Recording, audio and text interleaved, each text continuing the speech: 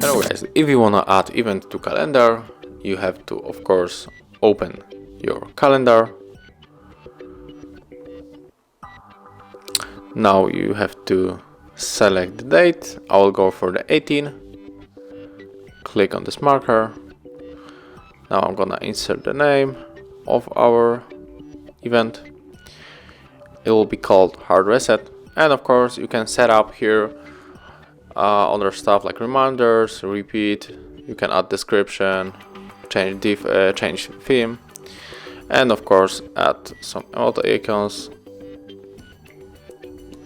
So we will add Santa, and yeah, this is how it looks. And to confirm all process, you have to click on the save. And as you can see, there is our event in our calendar on LG Q60. So thank you for watching, leave likes, subscriptions and comments below.